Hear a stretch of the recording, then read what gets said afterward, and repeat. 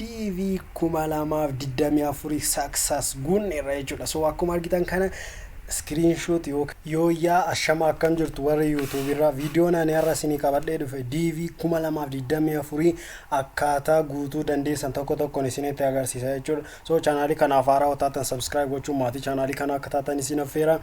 So linkii isa description jala isiniif kaa'ee jechuudha. dvprogram.z.gov kana sirriitti check gochuu qabdu jechuudha. Linkiin nama dogoggorsan jira waan ta'eef isa sirriitti check gochuu qabdu. Erga akkanatti isinii banee booda photo example seentanii tokko tokkoon ilaaluu qabdu jechuudha. So photo example irratti 240 kiloobaayitii ta'uu qaba. JPG ta'uu qaba typing isaa jechuudha. 600 pixel ta'uu qaba jechuudha. So kana sirriitti photoodhaaf iddoo guddaa kennaati. Mana suuraa tokko kaatanii baay'ee gaariidha. So amma gara foormii guutuutti deemna jechuudha. So foormii guutuudhaaf maal gootu?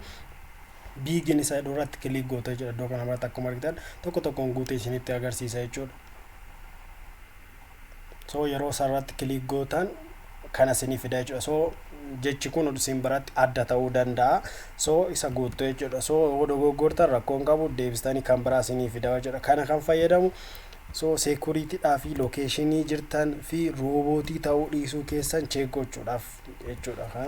Achiin submitettuun jechuudha. So submitera jettan formii isiniif bana jechuudha. So formii akkanatti erga isinii badee booda last family name jechuudha. So iddoo kana bira kapitaaliidhaan guutuu jechuudha. Kanuma qubee guguddaadhaan guutuu jechuudha. So iddoo kana biratti akkuma argitan maqaa akaakayyuu keessanii guutuu jechuudha. So maqaa akaakayyuu guutuu iddoo kanatti guuteera. Achiin first name biratti immoo maqaa keessan guutuu jechuudha.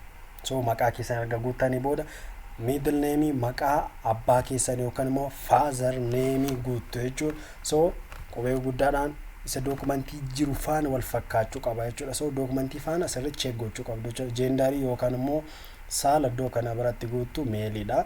So kan biraan immoo iddoo kana biratti birth of date jechuudha. Sana jechuun akka lakkoofsa Awuroopaatti ta'uu qaba jechuudha. So convert gochuu qabdu jechuudha. Isa biyya keessaa gara biyya alaatti Awuroopaatti convert gochuu qabdu. So iddoo kana biratti ji'a manzii guutuu jechuudha. Ji'a guutuu achi iddoo kana biratti guyyaa guutuu achi iddoo kana biratti baratti dhalatan akka lakkoofsa Awuroopaatti ta'uu qaba jechuudha. So isa guutuu jechuudha.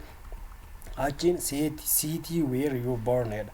Magaalaatti dhalatan guutuu jechuudha. Ani fakkeenya Ambootti dhaladhe Amboon guutuu jechuudha. So magaalaatti dhalatan guutuu jechuudha. Achiin immoo country where you born jedha. Biyyatti dhalatan biyyatti dhaladhan eessa?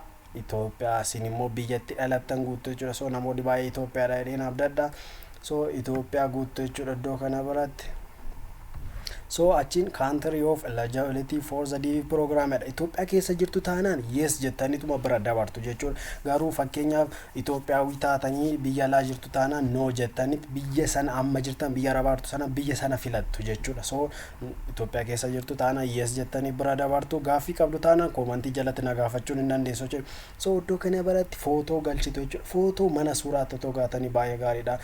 Maaliif seera qaba jechuudha. Seera sana cabsinaan hin ta'u jechuudha. So DV'n sun isiniin qaqqabu isiniif hin ba'u jechuudha. So JPG ta'uu qaba. 240 kiloobaayitii ta'uu qaba. Background isaa white ta'uu qaba. 600 pixel ta'uu qaba jechuudha. So suuraan qopheesseera iddoo kana bira suura sanaan gashaa jechuudha.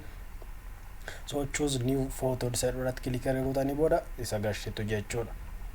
So akkuma argitan suura kana galcheera jechuudha. So achi mailing addressing guutaa jechuudha. Iddoo kana biratti mailing address in care of jedha. Iddoo kana jalqaba irratti inni optionalidha. Dhiisuu dandeessu. Address line 1 iddoo kana biratti guutu jechuudha. Akkuma argitan ani akkan guutaa jirutti Itoophiyaan jedhee achiin magaalaa kun barreesse achiin poostaa isaatiin guutanii yookaan immoo lakkoofsa poostaan guute jechuudha. Lakkoofsi poostaa kan fira keessanii kan ollaa keessanii kan nama beektanii guutuu ni dandeessu jechuudha. Address line tun optionalidha. Isni bira dabarra city town Amboodha.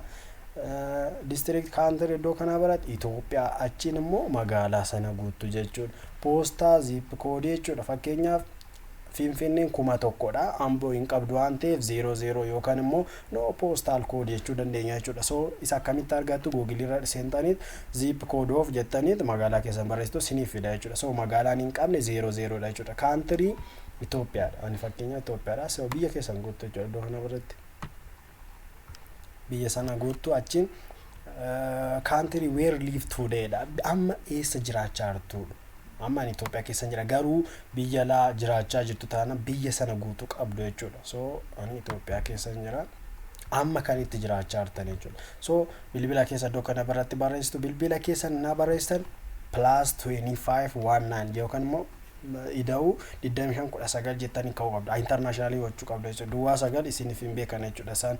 So +25 jettanii barreessuu qabda jechuudha. Optionalidha. Dhiisuu dandeessu garuu otoo barreessitanii baay'ee gaariidha. Email addressii barreessitu jechuudha. Iddoo kana biratti dhugaa rabbiin siin jedha email addressii sirriitti barreessuu qabda jechuudha. Email addressii keessa dogoggora ta'uu hin qabu. Yeroo baay'ee contact kan siin godhan email addressii dhaan jechuudha. So email addressii keessan iddoo kana biratti barreessitu achiin jalatti immoo confirm gootu yookaan immoo mirkaneessitu jechuudha. Isuma gubbaa irratti barreessitan deebisanii barreessitu jechuudha. So emailiin keessan hojjechuu qaba jechuudha. So isaan connect sin godhu. What is the highest level of education you achieved as of today? Amma kan irra jirtan jechuudha. Barnoota sadarkaa barnootaa jechuudha. So sadarkaa barnootaa tokko kutaa 12 fixan ta'e otoo baay'ee satoo ta'e baay'ee gaariidha. So isaa gadi taanaan sin fudhachuu dhiisuu danda'u. So kutaa 12 jedhameera. 12 jechuun akka Ameerikaatti diploomaadha jechuudha. So isa guutuu jechuudha. Iddoo kana biratti ani yuunivarsiitii digiriin qaba. Yuunivarsiitii digiriin jedhaan jechuudha. Achiin iddoo kana what is your current marital status keessan guutuu jechuudha. So ani hin fuune waan ta'eef unmarried jedhaan. So yookaan singiliidha. So fuutanitti taana isa kana irratti kilik gootu jechuudha. So ani fuune waan ta'eef unmarried jedhaani. Yeroo kana guutaa foormii biraa ammas isiniif hidha jechuudha. Yeroo fuutanitti taana number of children qaba waan ta'eef 0 guutaa jechuudha. So kana guutanii erga sirriitti check gootanii booda dokumentii keessan faana maqichi wal fakkaachuu sirriitti check erga gootanii booda iddoo kana biratti maal tuttu continue seeroo irratti kilik gootu jechuudha. Akkuma argitan yeroo continue gootan akkanatti isiniif hidha jechuudha. Amma check akka gootanidha. Tokko tokkoon sirrii ta'uu isaa check erga gootanii booda argitan miti check erga gootanii booda dogoggortanii taana go back to part 1 jechuun ni dandeessu jechuudha. Yookaan immoo edit gochuudhaaf yookaan immoo sirreessuudhaaf jechuudha. Erga sirrii isaa mirkaneeffatanii booda submit isa irratti click gootu jechuudha. DV 2024 success gunneerra jechuudha. So akkuma argitan kana screenshot yookaan immoo print gootanii qabachuu qabdu yookaan immoo screenshot gootanii qabachuu qabdu jechuudha. Maaliif seetan yeroo DV'n sun gadhiifamu yeroo check gootan jechuudha. Kanaaf check gootu waan ta'eef save gochuu qabdu jechuudha. So kana iddoo barbaadan sana screenshot yookaan immoo print gootanii kaa'uu qabdu jechuudha. So kanaan check gootu kanaan qabdan taana 0 dha jechuudha. So galatoomaanii chaanaalii ko subscribe gochuun dagatina, like namoota hiriyoota keessaniif share gochuun dagatina. Video biraatiin amma wal agaruutti bye bye. Carraa gaarii isiniif hawwadhu gaa rabbi. Namoonni hundumaa chaanaalii ko irra jirtan guutuu qabdu. DV 2024 galatoomaa. Ciao.